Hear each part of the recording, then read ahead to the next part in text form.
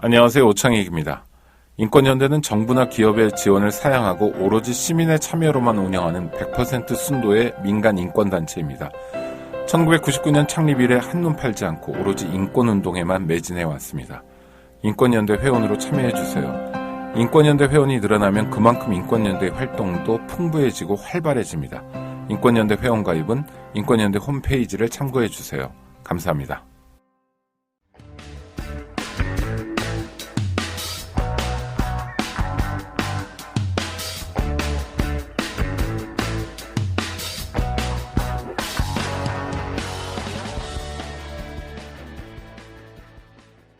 본문에서 일장이 총강인데 이게 본문의 서문 같은 거잖아요. 일종의 교조상으로는.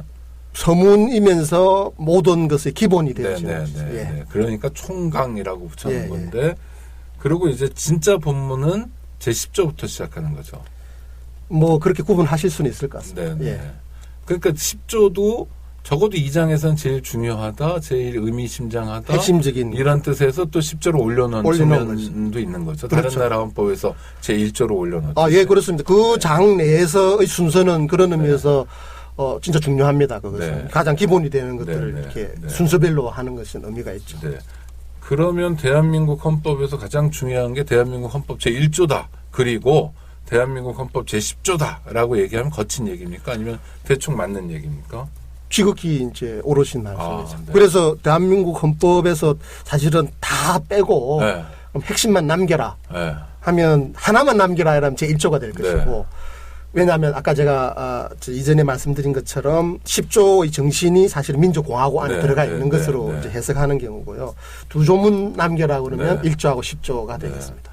그러니까 헌법은 전문부터 맨 마지막 130조까지 다 읽어야 되는데 뭐 그럴 리는 없겠습니다만 우리 시민들이 정말 바빠서 그러셔야 하죠. 정말 아닙니다. 저는 그러셔야 한다고 믿습니다. 그러면 사실은 매일매일 우리가 좀 더 행복해질 수 있다 생각합니다. 다 읽어야 된다. 근데 아니 정말 자녀 수명이 뭐 몇 분 안 남은 분이라면 1조 10조만 읽고라도 그러나 다 읽어야 된다. 그 중요한 10조. 10조는 두 개의 문장으로 구성되어 있습니다. 하나는 모든 국민이 주어고 그다음 국가인데요. 요것도 좀 얘기를 해 주시죠, 이제. 그 이전에 이제 말씀드린 것 중에 전문에서 제가 강조했던 게 우리들과 우리들의 자손의 안전, 자유, 행복을 영원히 확보하는 부분인데요. 우리 헌법을 통해서 그 부분을 또 다른 식으로 표현하고 있는 게 제10조의 전문 앞에 문단입니다. 모든 국민은 인간으로서의 존엄과 가치를 가지며 행복을 추구할 권리를 가진다. 인간의 존엄과 가치에 해당하는 것의 핵심이 자유고요. 그다음에 행복을 추구하는 것은 중복되어지죠. 그다음에 안전은 이것들을 하기 위해서 안전하지 않는 이는 자유와 행복은 있을 수가 없는 것이죠. 그래서 그것은 당연한 전제고. 그래서 제10조가 사실은 그것을 다시 한번 확인하는 것입니다. 그런데 이 조문만 그런 게 아니라 헌법 조문이나 법률 조문이 대체로 그런데 이 그냥 행복하게 살 권리를 가진다 하면 될 텐데 이렇게 멋을 부린 건지 폼을 잡은 건지 아니 뭐 남의 나라 영향도 좀 받은 것 같긴 한데 추구한다 이런 거는 좀 약간 나중에 개헌하면 좀 바로 잡아야 될 거 아닙니까? 그러니까 저는 헌법 조문이 시민들에게 그런 면에서 거리감을 좀 주는 것 같기도 하다는 생각이 뭐 그거는 사실은 이 법률이라는 것이 법이라는 것이 일상적인 용어를 사용하게 되어서 친화력을 가지는 거 굉장히 중요하고 그게 생활 속에 스며들게 하는 점 중요합니다.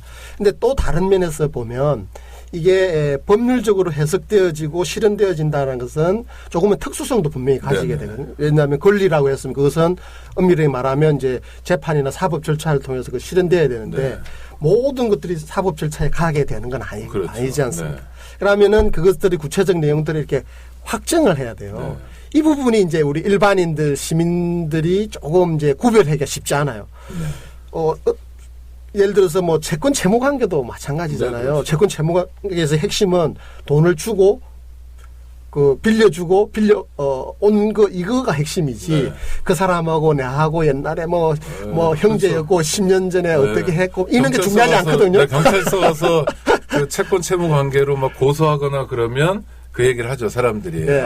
저놈하고 나하고 어떤 관계였는데. 쟤네 엄마하고도 내가 뭐 아버지하고도 알았는데 이런 얘기. 네, 법적으로는 그게 실제로는 의미를 안 가지는 사실이잖아요. 그러니까 그렇지만 이런 부분도 있다는 거예요. 같은 거는 꼭 이렇게 말하지 않아도 되는 다른 내용을 그거는 제 부인하지. 그렇죠. 다른 내용을 담보하는 건 아니니까.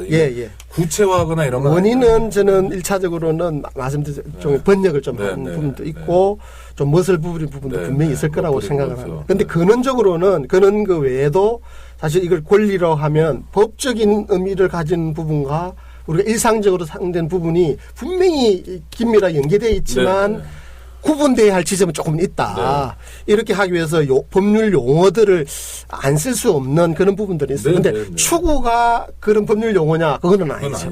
맞습니다. 그러니까 한마디로 얘기하면 모든 국민은 하여튼 행복하게 살 권리가 있다. 왜냐하면 인간이기 때문에. 인간이라는 존재는 존엄하고 가치 있는 존재다. 다른 나라 일본국은 어떤지 모르겠으나 대한민국은 적어도 대한민국 헌법 가치 질서에선 그렇다. 이걸 확인하고 있는 거죠. 그 다음이 이제 국가가 나옵니다. 국가가 이제 개인의 기본적인 관계를 이제 해주는 것이 또 역시 중요한데 개인이 가지는 불가침의 기본적 인권을 확인하고 이를 보장할 의무를 진다. 국가가 이렇게 한 것이죠. 그래서 개인과 국가의 관계에 있어서 개인이 가지는 인권이 그 목적이고 국가 설립의 목적이고 국가는 그것을 달성하기 위한 어떤 수단이다. 물론 수단이라고 해서 그것을 중요하지 않다라는 거죠. 왜냐하면 국가가 없이는 이 인권이 보장 안 되기 때문에. 그렇지만 양자 간의 관계에 있어서 주종 관계는 분명하다. 개인의 인권이 먼저고 국가는 그것들을 실현하기 위한 방편이다. 그러니까 아주 거칠게 얘기하면 인권이 중요하냐 국가가 중요하냐라는 질문을 받으면 100번 질문을 받아도 100번 다 인권이 중요하다.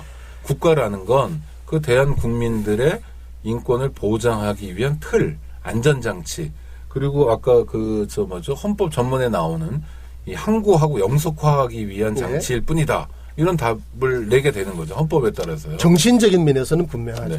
근데 현실적에서는 이렇게 중요성의 문제라고는 좀 보기 힘들거든요. 현실적으로는 저희도 군대 갔다 왔으니까요. 그냥 한마디로 얘기하면 대한민국 헌법 제10조는 모든 국민은 권리를 가진다. 국가는 의무를 진다. 맞습니다. 국가는 국민을 위해서 존재하는 것이지 그 반대가 아니다. 개인이 국가를 위해서 존재하는 게 아니다라는 것을 보여주는 것이죠. 근데 이거 많이 동떨어져 있는 것 같아요. 현실적으로는 우리 관념적으로는 문화적으로 정반대로 아까 제가 말씀드린 국민 총화를 이야기하면서 좀 전체주의적 경향을 오히려 보이는 것이 현실이죠. 그것도 헌법 교육이 조금 불충분하게 되어 있는 부분이라고 생각을 합니다. 저는 요새 이제 그냥 일반적인 교양 강의를 해야 될 기회가 있으면 헌법 얘기를 되게 많이 하는데요. 10조나 그 말씀 주신 이제 31조 교육받을 권리, 근로의 권리, 32조, 34조 인간다운 생활 이런 조문들을 말씀드리면 시민들이 막 깜짝깜짝 놀라요. 그렇습니다. 내가 아는 나라가 저도 같은 경험을 합니다. 그렇죠. 그러니까 어떻게 배웠냐면 국민의 4대 의무를 달달달달 외운 거예요. 교육, 근로, 납세, 국방의 의무. 그래서 국민은 의무를 가지고 있고 국가가 권리를 가지고 있다. 국민이 채무자고 국가가 채권자다라는 생각을 굉장히 강하게 누가 가르쳤으니까 생각을 이렇게 주입시켰으니까. 그렇죠? 사실은 최소한 이제 40대 이상은 그 근위주의 시대에 이제 그 시민 교육을 받았기 때문에 국민 교육 헌장을 외우고 이러한 세대였기 때문에 그 권리보다는 의무 중심의 어떤 헌법 교육을 받았던 것이 사실이죠. 그게 우리가 아는 나라와 대한민국의 기본 중의 기본이 헌법에서 규정하고 있는 나라는 전혀 땅판이다. 그러면요. 이게 그 행복을 추구할 권리라는 말이 행복이란 단어, 이때 핵심은 행복 아닙니까? 행복이라는 게 해석하는 데 따라서는 굉장히 폭넓은 개념이잖아요. 네, 그렇습니다. 이게 실질적인 그러니까 규준의 역할도 해주는 거죠. 그러니까 어떤 개인의 권리를 지켜주는 역할도 하는 거죠. 당연히 하죠. 위헌 법률을 하거나 이럴 때 그렇죠. 당연히 하죠. 요번에 그 대통령 탄핵할 때도 10조를 근거로 해가지고 생명권 얘기를 하고 그러는데 생명권이라고 명시적으로 쓰진 않았지만 10조가 생명권의 근거 조항도 되는 거죠. 당연하죠. 네, 예, 그러니까 엄밀히 말하면 이 제10조에서 말하는 인간으로서 존엄과 가치, 행복을 추구할 권리가 말씀하신 것처럼 굉장히 포괄적인 그 용어잖아요. 네. 뭐 저희들은 이제 일반 조항 굉장히 네, 네. 추상적인 네. 추상성이 높은 그런 이제 단어인데 그러니까 이게 뭐 무슨 구체성을 가질까 이렇게 생각을 하지만 사실은 11조 이하에서 네. 나오는 이 각 가별 생활 영역들에서 구체적으로 가지는 자유와 권리들이 사실은 여기에 다 수렴되어지는 네. 것이죠. 그래서 그런 것들을 모두 다 이렇게 포괄해낼 수 있는 그런 일반 조항이다 이렇게 볼 수가 있는 겁니다. 다 반대로 이야기하면 우리가 그런 개발 생활 영역들에서 기본적 인권들을 모두 다 구체화해낼 수가 없잖아요. 예를 들자면 네, 생명권 우리 헌법에 없어요. 네, 구체화되어 있잖아요. 네. 그렇다고 해서 생명권이 기본권이 아니라고 할 수 없죠. 생명 없는 인권이 있을 그렇죠. 수가 없으니까. 생명이 붙어 있어요. 그러니까 생명권은 누구도 자명하게 있는 것이죠. 네. 그러니까 그것을 어디에 근거시킬 것인가 네. 이런 이제 생각들을 하게 되는데 가장 일반적이고 포괄적인 규정인 여기에 이제 네. 기초하는 것을 해석하는 것이 우리나라에서의 어떤 뭐 통설이라고 네. 할 수 있죠. 그러니까 대한민국 헌법 제10조가 무궁무진한 해석의 여지가 있고 이를테면 민주주의 발전이란 건 이걸 얼마나 적극적으로 해석하는가에 달려 있는 거기도 하겠네요. 제가 이 말씀을 드릴 네. 수 있는데 그래서 그 프랑스 인권 선언은 우리가 알지만 네, 네. 그 프랑스 현행 헌법에는 네. 우리 제2장과 같은 우리 그 권리 장전이 없습니다. 네, 네. 다만 전문에서 네. 프랑스 그 인간과 시민의 권리에 관한 선언의 네. 정신을 우리는 구현한다라고 프랑스 헌법에 되어 있어요. 네. 그래서 거기서 해석하기로는 프랑스 인권선에 있는 그 인권 내용들이 우리 권리 장전에 있는 것 같은 어떤 지위를 가지는 것으로 해석을 하거든요. 네. 그거를 우리가 이제 예를 들어서 지금 차용해서 보면 사실은 우리가 제2장이 없어도 돼요. 네. 제10조만 있으면 돼요. 아, 그런 기능을 할 수 있는 게 바로 10조라는 거죠. 그러니까 나머지 11조 이하에 뭐 거주인신의 자유, 뭐 법 앞에 평등 그런 게 사실은 네. 개별 조항이 없더라도 네. 10조만 가지고 네. 우리가 그것들을 다 도출해낼 수 있는 네. 거죠. 그러니까 성소수자에 대한 권리가 없다든지 또 34조인가요? 그 신체 장애자 이런 표현들. 그렇죠. 뭐 예. 좀 낡은 표현이니까 예. 그런 걸 극복해야 되는 건 물론이지만 성소수자에 대해 성적 지향 가지고 차별하는 문제를 헌법 조문에 꼭 써놓지 않더라도 10조만 우리가 제대로 해석할 수 있으면 뭐 성적 지향이든 인종차별이든 어떠한 인권 문제도 다 대응할 수 있는 근거가 10조가 된다. 근본적으로 기본적으로 하는데 그것은 이제 구체화해 놓고 있기 때문에 네. 우리가 11조에서 네. 이제 평등 원칙과 네. 평등권을 보장하고 있잖아요. 네. 그래서 사실은 좀 더 구체적으로 직접적으로 11조에 우리가 갈 수 있어요. 성소수자 네, 네. 부분은. 그런데 만약 11조가 없거나 좀 부족하다고 생각하면 10조에 갈 수도 있는 것이죠. 네. 그 어떤 면에서 보면 만병통치약이 될 수도 있겠네요. 그렇죠. 네. 그 어떤 S자 가진 배우가 감옥에 간 적이 있었는데 옛날에 경비교도대 있지 않습니까? 경교대. 군대를 교도소로 가는 예, 예, 예. 의경 같은. 예, 예. 탤런트가 들어오니까 신기해가지고 사진을 찍었는데 이거를 미니홈피인가 어디 옛날 인터넷에 올려놓은 거예요. 예, 예. 그 들켰죠, 당연히. 그래서 변호인을 통해서 손해배상을 국가랑 그 경교대원을 상대로 했는데 인용됐죠. 그때 되게 2,500만 원인가 상당히 큰 액수로 예, 인용이 됐는데 그때 제 기억에 이 10조를 얘기하고 있더라고요. 예, 맞습니다. 맞는 거죠. 예, 기억이 진짜 정확하신 네. 거예요. 10조에서 그래서 11조 이하에 이제 그렇게 구체적으로 돼 있는데 구체적으로 안 되는 게 생명권도 있지만 네. 사실은 인간의 존엄과 가치의 중요한 내용을 이렇게 인격권이잖아요. 네, 또 인격권 중에 초상권 프라이버시 등 같은 인격권. 예. 네. 초상권 금방 그 경우에는 초상권이나 뭐 네. 퍼블리시티권이라고 그래가지고 자기 네. 것들을 이제 그 쉽게 활용할 얘기하면 수 있는. 쪽팔리지 않을 거예요. 예, 맞습니다. 그것을 이제 우리 헌법재판소에서는 그리고 법원에서는 네. 10조에 근거해서 도출을 하거든요. 네. 그러니까 10조에 근거해서 국가에 대해서는 그 국가가 침해했다 이렇게 할 수 있게 되는 근거가 됩니다. 그러면요 10조에 봤다가요 저 뒤에 가면 이제 2장의 마지막 조문이 예. 37조잖아요. 마지막은 조문상으로는 아니죠. 아니, 그 의무조항이 있어요. 39조지만 네, 39조지만 권리 관련돼서는 권리만 생각하면 37조입니다. 37조인데 37조의 1항이 전 되게 이것도 근사해 보이는 것 같아요. 네, 이것도 굉장히 의미 있는 규정이죠. 열거하지 않았다는 이유로 경시하면 안 된다라는 네. 건 그러니까 34조의 인간다운 생활을 할 권리라고 써놨지만 구체적으로 써놓지 않았더라도 가벼운 게 아니다. 너무나 당연한 거죠. 예를 들어서 10조가 있기 때문에 네. 우리 헌법에서는 사실은 10조가 사실은 이게 국가와 개인의 권리 관계 부분도 마찬가지지만 사실은 우리가 국가 이전에 네. 국가 있기 전에 우리가 인간으로서 자연적으로 네. 인간이란 이유만으로 네. 이런 인권을 가진다라는 걸 선언해 놓은 것이잖아요. 그렇죠. 인간으로서의 존엄과 가치라는 예. 표현을 그래서 우리 네. 2장에서 이러이러한 권리가 있고 자유가 있고 이렇게 선언했다고 해서 그 나머지들이 선언 안 돼 있는 것들, 규정 안 돼 있는 것들이 그런 가치를 못 가지느냐. 네. 그런 게 아니다라는 것이잖아요. 10조가 포괄적으로 그런 권리를 선언함으로써 그게 다 보습해낼 수 있는데 네. 그것도 좀 이제 우리 헌법을 만드신 분들이 걱정이 되어서 네. 다시 한번 쐐기를 박는 것이죠. 그러니까 저는 무시하지 마라. 그러니까 국가야. 이렇게 하는 것이죠. 헌법의 기본권 조문 보면서 옛날 그 한옥 구조 같은 게 생각나는데요. 맞습니다. 바람 통하게 하려고 앞문 뒷문 열어놓고 맞습니다. 그런 거죠. 예. 앞문 활짝 열어놓고 행복추구권에서 어떤 여배우의 그 인격권이든 예. 뭐 어떤 약자든 누구든 이거를 좀 지켜주고 예. 그다음에 구체적으로 하나하나 열거하면서 또 가능하면 지켜주고 예. 근데 열거하지 못할 수도 있고 헌법이라는 게 매년 개정하는 게 아니니까 시대를 반영하지 못하더라도 37조에 뒷문 열어놓고 바람 쫙 통하게. 맞습니다. 그러면 좋은 비유시네요. 그렇습니까? 제가 좀 써먹어도 되겠죠. 무슨 말씀이세요? 네. 그러니까 10조가 네. 앞문 혹은 이렇게 그러니까 토대라면 한옥에서 이거 올리는 거 있지 않습니까? 예. 이 문을 올려가지고 예. 바람 쫙 통하게 하는 것 같은 느낌. 예. 그러면 잘 만든 거죠.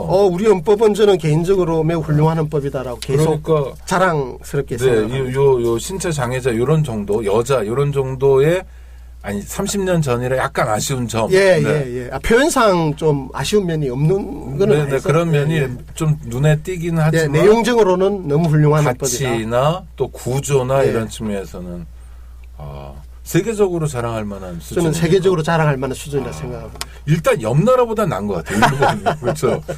아까 제가 예를 들었던 프랑스보다는 최소한 네, 프랑스보다 낫다. 네. 제가 말씀이 나온 김에 한 가지 더 말씀드리는 것은 지금 이야기하는 그 프랑스 우리 선진국이라고도 보통 이야기하잖아요. 다음에 미국 맞아요. 미국 다음에 헌법. 미국 연방헌법, 다음에 이제 독일 헌법보다 우리 헌법이 더 훌륭한 헌법은 지난 우리 그 말씀에서 강조를 했듯이 이 자유를 실질화하기 위한 어떤 국가의 의무를 실현하도록 강제하기 위해서 하는 방법으로 개인들에게 국민들에게 그것을 권리로 부양해 주는 것이거든요. 그러니까 말씀드린 31조부터 36조까지 소위 사회권이라고 불리어지는 그 인권들이 있는데 이 인권들을 명문으로 권리로 보장해 놓고 있는 거예요. 이거는 프랑스 헌법, 미국 헌법, 독일 헌법에는 없는 부분들이라는 거죠. 굉장히 앞서 있는 헌법. 이렇게 앞서 있는 헌법을 만든 까닭이 몇 가지가 있을 텐데 일단은 남의 걸 잘 참고한 것도 하나 영향이 있는 거죠. 그렇죠. 사실은 입헌 체제 자체가 우리가 새롭게 이전에 발전된 것을 수용한 것이 우리가 독창적으로 만든 것은 아니잖아요. 그거는 뭐 역사적으로 분명한 것이고 그렇지만 우리가 아주 훌륭하게 받아들였다라는 것은 분명한 거죠. 남의 걸 잘 참고했다. 북한의 영향도 있지 않을까요? 그 부분은 뭐 실증적인 부분이 있습니다. 얘들 쟤들보다는 좀 우리가 잘 만들겠다 이런 거. 의식을 당연히 하지 않았겠습니까? 그 인민이란 단어 뭐 이런 거에서 나오는 것처럼. 그 부분보다는 저는 뭐 북한 전 개인적으로 2차적이라고 생각을 합니다. 체제 경쟁을 해야 되기 때문에 북한과 우리가 다르다 이런 부분들 보여주는 그런 면이 저는 분명히 있을 거라고 생각을 해요. 그보다 더 저는 좀 강조드리고 싶은 것은 그 재헌헌법 이전에 상해 임시정부의 우리 독립운동가들이 임시정부의 구성에 있어서 중요한 영향을 미쳤던 사상가들이 있습니다. 예를 들면 조수항 선생 같은 삼균주의, 균등 이게 딱 그 삼균주의 생각이 바로 이러한 사회권을 보장한 생각이거든요. 다음에 또 강조드리고 싶은 게 이것도 우리가 소홀히 되고 있는 부분인데 우리 헌법 23조에 보면 재산권이 있습니다. 네. 이 재산권과 관련된 규정을 보면 그것도 좀 예. 공산당 같아요. 그렇죠. 굉장히 네. 국가 공공성을 강조하는 재산권 규정을 네. 두고 있거든요. 23조 1항에서 재산권의 내용과 한계는 국가가 만드는 법률로 정하게 되어 있어요. 네. 자연적인 권리로 재산권 인정하고 있지 않아요. 그러니까요. 또 두 번째 그 하물며 그런 재산권마저도 23조 2항에서 재산권 행사는 공공복리에 적합하도록 하고 있다라는 거예요. 네. 인권 중에서도 재산권을 아주 특별 취급을 하고 있거든요. 약간 홀대 아닙니까? 떠받드는 게 아니라 그러니까 재산권은 인정하는데 네. 공공복리가 먼저야. 그렇죠. 공공복리가 더 중요하다는 태도잖아요. 맞습니다. 네. 예, 이게 왜 강조돼야 하냐 하면은 네. 우리가 예를 들어서 그 재산권 지상주의적인 사고방식을 당연한 것으로 생각하시는 그렇죠. 분들이 있잖아요. 네, 네, 우리 헌법은 맞습니다. 그렇지 않다라는 네. 것이죠. 그러니까 예를 들어 토지 공개념이라고 네. 이런 것들을 통해서 규제를 우리는 적극적으로 할 수 있는 헌법 체제고 네. 기본권과 관련된 규정도 그렇게 돼 있다라는 것이죠. 이 네. 규정과 관련되어서 우리 헌법 제정자 재헌헌법 네. 제정자 어떤 이제 유진호 선생이 소회를 분명히 밝히고 있습니다. 네. 이 조항은 왜 들어가느냐? 이것은 자유방임주의적인 어떤 그런 체제 그것의 문제점을 우리가 극복하기 위해서 재산권 행사가 공공의 복리에 적합하도록 행사되도록 하고 그다음에 그 모든 시민들이 최소한의 균등한 생활을 유지할 수 있는 그런 복지 사회적인 어떤 그런 것을 지향하기 위한 헌법이다. 그래서 재헌헌법에 아시다시피 뭐 예를 들어서 노동자의 뭐 이익균점권 같은 굉장히 파격적인 조항도 있었거든요. 그러니까 이건 재헌헌법 이래에 북한 의식 이전의 단계에 우리 헌법의 기초자들이 예를 들어서 삼균주의에서부터 면면이 이어져 오는 이런 사회적 연대적인 사상 그리고 더불어 살아가야 된다라는 그런 어떤 복지적인 어떤 사고방식, 연대적 사고방식, 사회정의적 사고방식, 그다음에 사회적 평등적 사고방식 이런 것들이 우리 헌법의 아주 중요한 전통이라는 것이죠. 오히려 헌법 제정 시기에 헌법에 어버이들이 구성했던 것보다는 퇴색한 거죠. 지금 약간. 그거는 이제 또 뭐 일률적으로 이야기하는 게 힘들고요. 왜냐하면 시대가 변하고 조건이 변하기 때문에. 근데 제가 강조드리고 싶은 것은 그때 우리 헌법 제정의 아버지들이 재헌헌법 그리고 그 이전의 어떤 상해 임시정부 체제에서 어떤 정신의 핵심은 자유만 강조하는 게 아니고 평등도 강조하고 복지도 강조하는 그런 아주 선진화된 사상체계 철학에 기반한 헌법이다. 우리 헌법의 우수성이 있다. 더 좋은 책이 있으면 한번 소개해 주셨으면 좋겠는데 그 서희경 선생인가요? 예. 삼성 라이온스 서영무 감독의 따님 깜짝 놀랐는데 너무 개인적으로 아니 그 책에 써있어요. 책에 자기 아버지가 서영무라고 그분이 썼던 대한민국 헌법의 탄생이라는 책이 상비에서 나온 게 있는데 거기에 이제 삼균주의 얘기 같은 게 굉장히 잘 나오더라고요. 그거 말고 또 우리가 혹시 헌법 제정 과정의 그 어버이들의 생각이랄까. 유진호 선생이 헌법 제정에 대중적인 있는데 좀 대중적인 책은 아니고 옛날에 나온 발판된 거잖아요. 근데 어디 대학 도서관 가야 있는. 그렇습니다. 제목이 뭐였더라? 나라의 헌법 요해인가요? 네, 헌법 회의인가. 당신이 저거 했던 과정을 쓰신 게 있죠. 맞습니다. 네. 옛날 책인 것 같아요. 옛날 책입니다. 네. 그렇지만 저는 각주만으로 봤습니다. 각주에 그런 책이 있는 근데 우리 사회자님도 한번 읽어보십시오. 그 책을 보시면 우리 헌법의 정신에 대해서 실감을 하실 수가 있죠. 그걸 놓고 해설서를 한번 써주세요. 나중에. 아니 진짜 왜냐하면 제가 좀 게을러서 근데 꼭 쓰겠습니다. 진짜 이제 건국절 논란 이런 걸 막 하는데 진짜 논란이. 우리 김정철 교수님은 대한민국이라는 게 1948년에 시작됐고, 그러나 45년에도 또 일정하게 시작됐고, 19년에도 시작된 거고, 이런 입장이잖아요. 그게 중요한 게 아니라, 너 생일이 음력이냐 양력이냐가 중요한 게 아니라, 왜 태어났니가 중요하잖아요. 맞습니다. 대한민국. 그리고 기본 가치와 정신. 그렇죠. 대한민국 이념이 뭐냐. 그러면 지금 헌법 체계를 통해서도 이해해야 되지만 헌법을 만든 사람들이 어떤 생각을 했는지는 대한민국이 있는 한은 계속 유효한 거 아닙니까? 특히 지금 헌법을 제대로 잘 이해하기 위해서 그것들이 더 필요한 거죠. 네, 그러니까요. 지금 헌법에 우리 23조 해석이나 우리 31조하고 36까지 사회권, 인간다운 생활할 권리 이런 것들을 왜 우리 헌법에 들어와 있느냐. 다른 나라 헌법에는 권리로 안 돼 있는 것들 이런 것들이 권리로 돼 있느냐. 그래서 다른 나라들은 국제인권조약을 통해서 이런 부분들을 명문화해가지고 실현하려고 노력하고 있거든요. 그런데 우리는 국제인권조약 없이도 국제인권 지켜야 되는 중요하지만 가입해야 되는 중요하지만 우리 헌법 자체에 그게 들어와 있다라는 그리고 국제인권 규약을 우리가 뭐 가입하고 비준한 게요. 다 1990년대 일이잖아요. 유엔 가입도 안 했으니까. 그 전에도 있는데. 네, 한 건 있죠, 한 건. A 규약, B 규약은 다 90년에 했으니까. 90년에 했습니다. 맞습니다. 예. 일단 대한민국 헌법의 탄생이라는 책이 있는데 참고해 보시고 창비에서 나왔네요. 그거 말고 이제 이 방송까지 나와주셨는데 부담을 드려서 죄송하지만 김종철 선생님이 저는 그런 좀 대중적인 책 있잖아요. 헌법에 대해서 이렇게 옛날 김두식 교수가 작업했던 것처럼 풍경 이런 것도 보여줘야 되고 그다음에 그런 얘기들이 훨씬 더 많이 나왔으면 좋겠다. 그런 작업을 지난번에 말씀 주신 것처럼 김재동 씨가 이제 그런 작업도 또 하고 있는 거겠죠. 분발하겠습니다. 네네네. 아니 그리고요. 그 23조의 재산권 관련해서 한번 여쭤보면 그냥 아주 그냥 한마디로 여쭤보면 1가구 2주택 위헌인가요?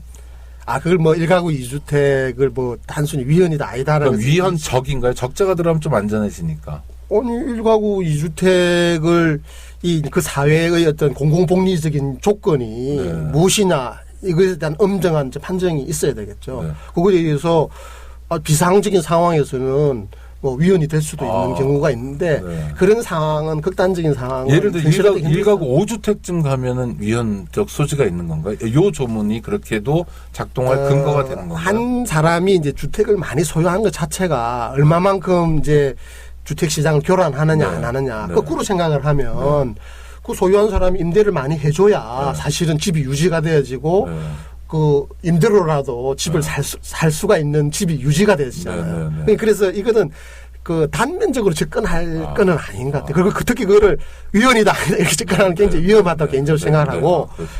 그래서 여기서 재산권의 내용과 한계를 법률로 정한 거예요. 근데 그런 수요가 진짜 있는 아직에서 우리가 IMF 사태 같은 걸 맞았다. 그런 아주 특별한 상황이라면 국가 경제가 완전히 지금 그들날 상황이잖아요. 그러면 굉장히 공공적인 걸 통해서 개인의 재산권을 좀 뭐랄까 공공복리를 위해서 좀 더 많이 제한해야 될 현실적인 필요가 있잖아요. 아니 그 23조 법률로 하면 되는 거죠. 어렸을 때 이게 배웠던 버전으로 생각하면 딱 매점 매석이 떠오르잖아요. 맞습니다. 매점 매석하면 안 된다. 뭐 쌀 사다 놓았다가 이러면 나라 망하는 거 다 같이 죽는 거니까. 근데 매점 매석하지 말라는 데서만 멈춰 있는 건가? 아니면 1가구 2주택, 3주택 같은 것까지 확장될 가능성이 있는 건가? 상황에 따라 다르다. 상황에 따라서 다르다라는 거죠. 근데 그거를 우리 헌법은 법률로 정하게 하는 거죠. 국민 대표기관들인 입법권을 가진 국회가 그런 소유가 있는지 없는지에 대해서 정하게 되는 거죠. 그러면 평상 예를 들어 지금 상황이라면 지금 뭐 경제가 어렵다고는 하지만 지금 상황에서 1가구 뭐 다주택을 전면적으로 금지하는 법을 제정해야 할 만큼 우리 그 주택 시장의 어떤 독과점이 그리고 매점 매석이 심하냐? 뭐 정치적 판단 여지가 있지만 저는 그런 강한 공감대가 뭐 확산돼 있는지에 대해서는 또 젊은이들이 결혼을 못 한다든지 출산도 못 하고 이 집 문제다. 그리고 뭐 부동산 계급 사회니까. 그거를 하기 위한 다양한 방법들이 있잖아요. 예를 들어서 국가가 그러면 임대주택을 많이 준다든가 이렇게 하는 방법이 있는데 그거는 두고 그냥 개인이 소유하는 주택만 규대해가지고 과연 주택 공급이 더 나아질 수 있는 거 쉽게 이야기할 수 없잖아요. 맞습니다. 여러 가지가 있는데 예를 들어서 1가구 다주택, 2주택 이상에 대해서 중과세를 한다. 이런 것들은 헌법 친화적인 거죠. 23조에 근거한다 볼 수 있는 거죠. 그게 그 제도가 무조건 뭐 위헌이다 아니다 이야기를 할 수는 없지만 상황에 의해서 그럴 수 있는 상황도 가능할 수 있겠죠. 그리고 뭐 그게 23조에 의해서 초고소득자 막 정치권에서 이런 표현을 하던데 하여튼 소득이 굉장히 많은 사람 저희가 이제 소득세법 40%까지 이제 네. 올렸잖아요. 연봉 5호. 예. 연세대는 그런 분이 아무도 안 계시잖아요. 도대체 누구를 대상으로 하는지 모르겠는데 또 우리 국민 중에 있대요. 그런 사람들. 있겠죠. 연봉 5억 넘는 네. 사람들이. 본 적은 별로 없지만. 네. 네. 그러니까 그런 것도 당연히 합헌이 되는 거죠. 우리 헌법에서는 그거를 그래서 네. 민주적인 절차에서 법률로 정할 수 있는 광범위한 재량권을 국가에 주고 있다라는 거죠. 네. 그래서 그런 것들을 다 위헌이다 이렇게 생각하기에는 참 힘들다는 거죠. 우리 23조도 그 조항이 될 수 있고. 그리고 이게 38조의 납세하고도 짝하는 개념인 거고요. 연계되어질 수도 네. 있죠. 해석론상으로 네. 연계되어질 수 네. 있죠. 네. 이거 시간이 얼마 안 남아서 궁금한 거 많은데 그냥 퉁치는 의미에서요. 갑자기 쿡 건너뛰어가지고 126조로 가면 예. 이것도 이제 법률을 되게 중요하게 생각하는 거잖아요. 국방상, 국민경제상 긴절한 필요로 인하여 법률이 정하는 경우를 제외하고는 사용기업을 국유 또는 공유로 이전하거나 그 경영을 통제 또는 관리할 수 없다라는 조문인데 이건 어떻게 해석해야 됩니까? 이거 진짜 뭐 거의 전문가 수준으로 헌법을 깨고 계시네. 네, 그렇어요. 이거 23조하고 같이 네. 이렇게 야기되어질 수 네. 있는 부분입니다. 우리 그러니까 헌법에서 한마디로 얘기하면 이게- 극단적으로 네. 국유화 공유화도 이런 조건이 맞으면 할 수 있다라는 법률만 있으면 얼마든지 하는 거 아니에요. 예. 근데 국방상, 국민경제상 긴절한 필요면 이게 우리가 뭐 굉장히 뭐 이런 게 있을까 생각하지만 IMF 시절을 생각해 보십시오. 그때 우리 은행들 공유화 했잖아요. 네. 그래 이 규정에 아니 근거한 그리고 겁니다. 국방상은 우리 국민들이 쉽게 알아요. 정은이가 내일 쳐들어온다고 선전포고를 했는데 이게 내무검사를 했는데 총이 모자라. 네. 근데 총은 뭐 대우정밀에서 만들거든요. 네. K2. 네. 그래서 야 한 10만 정만 보내 그랬는데 우리 지금 외주 받은 게 있어가지고 수출해야 돼요. 이러면 경영을 기획 통제도 할 수 있고 국유 공유도 할 수 있다는 거를 설명하면 시민들은 쉽게 알아듣죠. 예. 그럼 큰일 나지. 정은이가 쳐들어오는데. 예. 근데 국민경제상 긴절한 사유는 뭡니까? 아니 우리 저 IMF 헬조선이죠. 네. 금융위기 그게 금융위기도 실제로 그렇고, 있었어요. 이게 없은 게 네. 아니고 그것도 실제로 그렇고. 우리가 공적 그 네. 자금을 투여했잖아요. 예를 들어서 지금 우리은행 그게 그렇죠. 공유화돼 있는 상태죠, 네. 사실은. 그리고 아니 그냥 일상적으로 자살률 높고 이런 것도 국민경제상 긴절한 사유로 볼 수 있는 거죠. 그게 전면적이냐? 하나의 사유가 될 수는 있죠. 네, 전면적이거나 네. 뭐나 이건 네. 아니지만. 근데 그런 네. 게 하나의 사유, 네, 네, 단편적인 물론. 사유일 네. 수 있는데 그것만 가지고 이 요건이 충족됐다라고 보기에는 그건 뭐 이제 한계가 있죠. 다퉈야 근데 되지만. 그 멀리 그렇게 갈 네. 필요 없고 네. IMF 금융 사태 왔었잖아요. 은행 전부 부실화돼 네. 부도 날 뻔했잖아요. 그게 국민경제상 긴절한 필요죠. 그렇죠. 예. 네.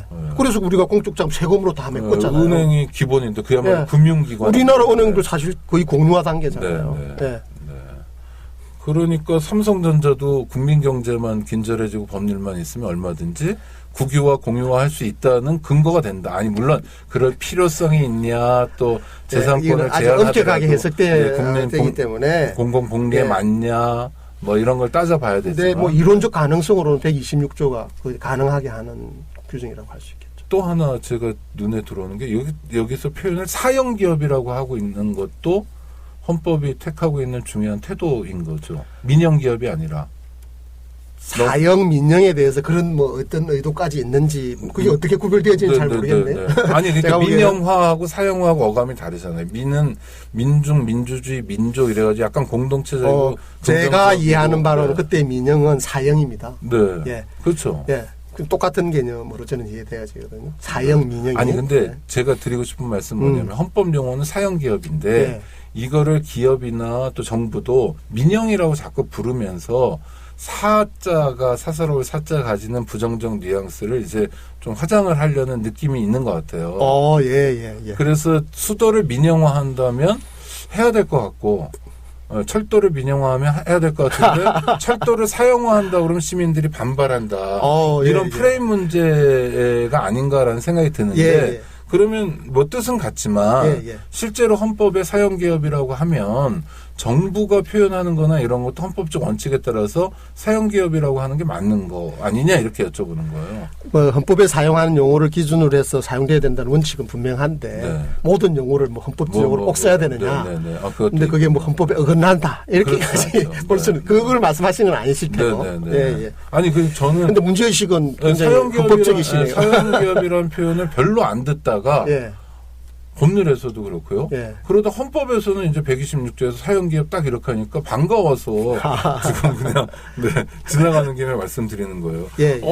그 시간이 다 돼가지고 이걸 지금 헌법 이렇습니다. 그러니까 결론은 네, 공부는 지가 알아서 자기가 한다. 그래서 헌법재판소에서 펴낸 대한민국 헌법이라는 이걸 왜 빨간색으로 했는지 모르겠는데 빨간색 책이 있습니다.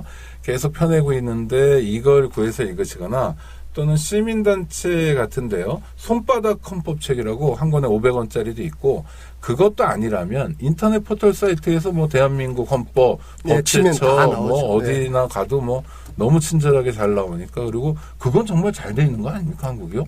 굉장히 발전돼 있습니다. 뭐 그다음에 재헌헌법부터 해가지고 맥공화국 헌법 이런 거 다 나오잖아요. 그래서 네, 법률 정보 인터넷 인프라는 세계 최고 수준이라고 생각합니다. 네. 그러니까 우리나라 정말 그런 거 기가 막힌 것 같아요. 조선 왕조실록이 인터넷에 다 있어요. 네. 근데 옛날에는 진짜 많이 앞서갔는데 지금 다른 나라들도 박근혜 정권 때 빨리 못 갔죠 지금 뒤처졌고 많이들 따라왔습니다. 다른 나라들도. 예. 네. 조선 왕조실록에 보니까 인권이란 단어가 한 20-30번 나오더라고요. 제가 깜짝 놀랐어요. 그렇습니까? 저도 모르고 있는데 사실. 검색해 보세요. 예. 신 김인권 아래옵니다. 네, 죄송합니다. 였겠네요. 아니 번역을 인권으로 하죠. 번역을 인권으로 하는 단어는 몇 개 있는데 실제로 순종까지 인권이라는 단어는 안 씁니다. 당연히 그렇게. 이 단어는 그때 막 들어오긴 했는데 안 쓰고요. 왕들은 또 지들의 말이 있으니까. 자, 하여튼 시민들이 각자 헌법을 공부하는 만큼 대한민국이 그 시민들이 원하는 대로 개조될 가능성이 높아진다. 이건 정말 실증적인 거다 하고요. 지난 4주 동안의 말씀을 마무리해야 되는데요. 하여튼, 네. 우리 김종철 교수님이 좀 마무리를 해주시죠. 왜냐면 너무 아쉬운 게 많고, 너무 사실 들여다봐야 될 게 많고, 그렇지 않습니까? 집회 시위만 하더라도 뭐 몇 시간을 이야기할 거리들이 있고, 현실에 또 집회 시위가 있고요. 뭐 매주 토요일마다도 있고, 매일같이 있는데, 그래서 아쉽긴 한데 전체 구조를 한번 이렇게 또 헌법의 이념 또 이런 측면에서 한번 살펴봤다는 데 의미가 있는 것 같고요. 청취자들에게 헌법과 관련해서 또 헌법 연구자로서 한 말씀 해주시기 바랍니다. 예, 제가 첫 말씀드릴 때 헌법이 우리의 어떤 물과 공기와 같은 그런 중요한 것이다 말씀을 드렸습니다. 헌법이 기본적 인권과 민주주의적인 어떤 공동체 운영에 대해서 기본적인 가치를 담고 여러 가지 제도나 원칙을 담고 있기 때문에 그것들에 대해서 잘 알지 못하면 권리를 향유할 수 없고 우리 공동체가 좀 더 더불어 살아가는 그런 공동체로 나아가지 못하게 됩니다. 그래서 하루하루 헌법을 읽으면서 그런 어떤 우리들의 자세를 살리고 우리가 좀 더 인간의 존엄과 같이 행복을 누리는 그런 사회로 만들기 위해서 헌법을 좀 더 가까이 두시고 열심히 익히시는 그런 계기가 되기를 이번 말씀을 통해서 당부를 드려봅니다. 감사합니다. 네. 이런 것도 한번 재밌을 것 같아요. 이렇게 뭐 SNS 같은 거 할 때 좌우명 같은 거 많이 쓰시잖아요. 예. 카톡이나 뭐 페이스북 이런 데도 뭐 가끔 재헌절 지금 하면 자기가 마음에 드는 헌법 조문 하나를 이렇게 좀 좌우명 비슷하게 한번 너무 아이디어가 풍부하신 것 같네요. 네. 좋으신 생각인 것 같은데. 아니 그리고요. 제가 아는 초등학교 선생님이요. 민주주의자신데 6학년 학생들에게 헌법을 읽으라고 잘 모른대요. 네. 그 학생들 어리니까 아직 말도 생경하고 그래서 마음에 드는 조문을 하나씩 가져와라. 그러면 뭐 여러 가지 가져온대요. 저 뒤에서도 가져오고. 왜냐하면 아무리 몰라도 초등학교 6학년 수준에서 알 수 있는 게 있거든요. 뭐 10조 같은 거 많이 가져오고 막 그런다는데 뭐 제3권도 있고 뭐저쩌고.